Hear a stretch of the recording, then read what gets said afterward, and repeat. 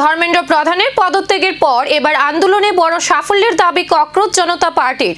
তবে এখানেই থামতে নারাজ দল, বরং আগামী দিনের লড়াইয়ের ইঙ্গিত দিলেন দলের প্রধান অভিজিৎ দীপকে। আন্দোলন প্রত্যাহারের পর বাড়ি থেকে প্রকাশিত ভিডিও বার্তায় দীপকে বলেন, এ তো সবে শুরু, সামনে আরো দীর্ঘ পথ চলা বাকি। 37 দিনের আন্দোলনে পাশে থাকা সমর্থক থেকে সমালোচক সবাইকেই ধন্যবাদ জানান তিনি।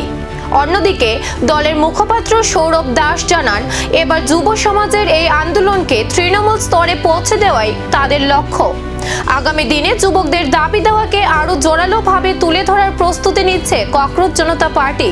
এখন প্রশ্ন, ধর্মেন্দ্র প্রধানের পদত্যাগের পর ককরোচদের পরবর্তী লক্ষ্য কি? সেই দিকেই নজর রাজনৈতিক মহলের। ধর্মেন্দ্র প্রধানের ইস্তফায় কি শেষ হলো একটি অধ্যায়, নাকি শুরু হলো নতুন রাজনৈতিক সমীকরণ? সেই উত্তরই খুঁজছে এখন গোটা দেশ।